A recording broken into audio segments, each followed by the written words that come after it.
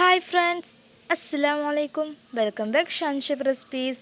ഇന്ന് ഞാൻ വന്നിരിക്കുന്നത് ഒരു ഇഫ്താർ ഡ്രിങ്ക് റെസിപ്പി ആയിട്ടാണ്. എല്ലാവർക്കും ഇഷ്ടമാവും. എല്ലാവരും തീർച്ചയായും ട്രൈ ചെയ്ത് നോക്കുക. എങ്ങനെ ഉണ്ടാക്കുമെന്ന് നോക്കാം. അതിനായിട്ട് ഇവിടെ മുന്തിരി എല്ലാം ക്ലീൻ ആക്കി എടുത്തിട്ടുണ്ട്. ഇത് കുരുവൊന്നും ഇല്ലാത്ത മുന്തിരിയാണ്. അതുകൊണ്ട് തന്നെ നമുക്ക് അധികം അരിച്ചെടുക്കേണ്ട ആവശ്യമൊന്നുമില്ല. നല്ലപോലെ ഒന്ന് ബ്ലെൻഡ് ചെയ്തെടുത്താൽ മതി. അതിനായിട്ട് നമ്മുടെ ജ്യൂസ് ജാറിലേക്ക് മുന്തിരി ഇട്ട് കൊടുക്കുകയാണ്.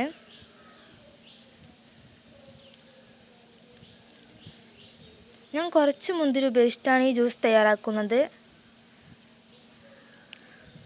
പിന്നെ ഇത് ഒരു മീഡിയം സൈസ് മധുരമുള്ള ഒരു മുന്തിരിയാണ്. അതുകൊണ്ട് തന്നെ ഇതിലേക്ക് ഞാൻ കുറച്ച് അധികം പഞ്ചസാര ഇട്ട് കൊടുക്കുന്നുണ്ട്.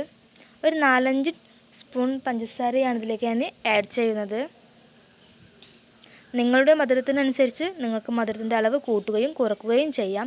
ഇതിലേക്ക് ഒരു പകുതി നാരങ്ങ കുരുവെല്ലാം കളഞ്ഞിട്ടാണ് ഞാൻ ഇതിലേക്ക് ഒഴിച്ചെടുക്കുന്നത്.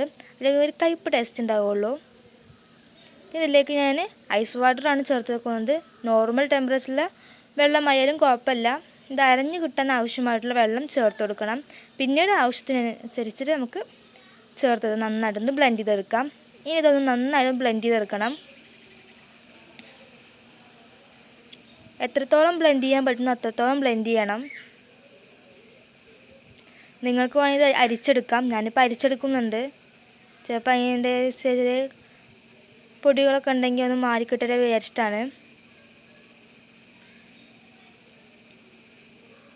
ഞാനിപ്പോൾ ഒരു ജ്യൂസ് ഗ്ലാസ്സിലേക്ക് ഒഴിച്ചെടുക്കുകയാണ്. വളരെ സിമ്പിളായിട്ട് ചെയ്യാൻ പറ്റുന്ന ഒരു ജ്യൂസാണിത്. എല്ലാവരും ട്രൈ ചെയ്ത് നോക്കണം.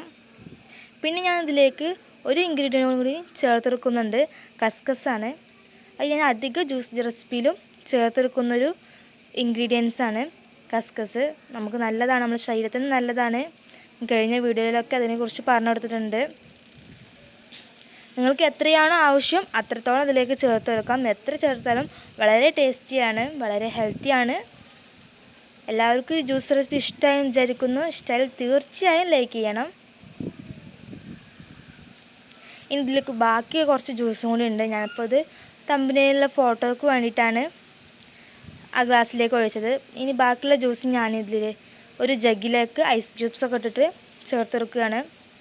ഫ്രിഡ്ജിൽ വെക്കുന്നില്ല. ഇനി നോമ്പ് തുറക്കാൻ അധികം ടൈമൊന്നുമില്ല. അതുകൊണ്ട് തന്നെ ഇനി ഫ്രിഡ്ജിലൊന്നും വെക്കുന്നില്ല.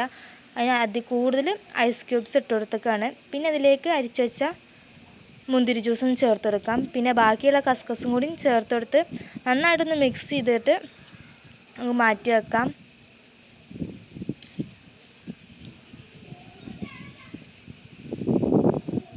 തമ്പനയിലിന് വേണ്ടി ഞാൻ മാറ്റി വെച്ചതാണ്. നമ്മുടെ ജ്യൂസ് എല്ലാം ഇവിടെ റെഡി ആയിട്ടുണ്ട്. വളരെ ടേസ്റ്റിയും ഹെൽത്തിയുമായിട്ടുള്ളൊരു ജ്യൂസാണിത്.